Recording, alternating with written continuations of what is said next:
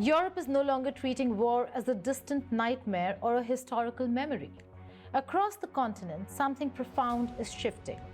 Bunkers are reopening beneath cities. Teenagers are being asked to prepare for military service.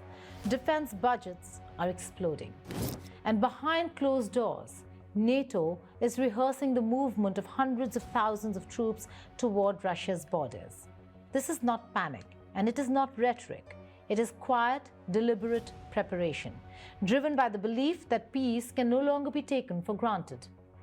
But is Russia really going to go to war with Europe? Or is Europe strengthening deterrence or bracing itself for a conflict it believes may no longer be avoidable?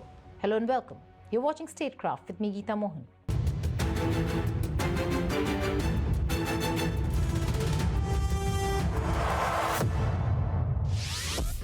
For decades after the Cold War, Europe believed large-scale war on its soil was history. Borders were stable, armies were downsized, defense was outsourced to the United States of America. That era is now over. What Europe is doing today is not panic, it is preparation. And the scale of that preparation tells us one thing clearly. European leaders believe war is no longer unthinkable. It is plausible and possibly approaching. The warning shots are no longer subtle. Just days ago, NATO Secretary General Mark Rutte delivered a blunt message in Germany. Russia, he said, is already waging a covert campaign against European societies. And Europe must be prepared for war on a scale last seen in the world wars of the 20th century. Not skirmishes, not proxy fights, but industrial societal war. Around the same time, Russian President Vladimir Putin issued his own warning. Moscow does not want war with Europe, he said. But if Europe starts one, Russia is ready. When Putin said this, it sounded threatening, even belligerent. But what followed from European capitals made his statement sound less like bluster and more like a mirror. Even Ukraine appears to be adjusting to this reality.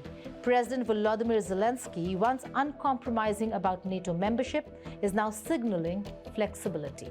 The language has softened, the emphasis has shifted, security guarantees are being discussed, but NATO membership is no longer framed as inevitable. That alone should tell you how dramatically the strategic environment has changed. This also explains the urgency, the speed, the scale. Europe is racing against time to rebuild capabilities it dismantled over 30 years. Yet, there is an uncomfortable question at the heart of all this. Is Europe deterring war or preparing itself psychologically to accept one? Support for conscription drops as you move west and south. Protests have already erupted in Germany. Britain has ruled out a draft for now. Italy and Spain remain cautious. Societies that lived in peace for generations are struggling to absorb the reality of militarization. And that tension may be Europe's greatest vulnerability.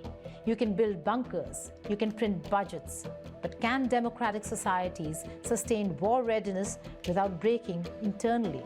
For now, European leaders believe they have no choice.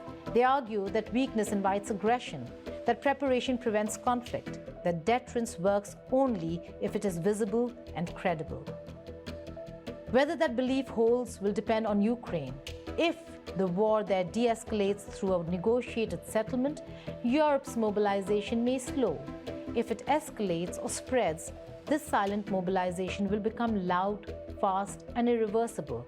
Europe is not marching yet, but it is lacing its boots. Conscription is returning.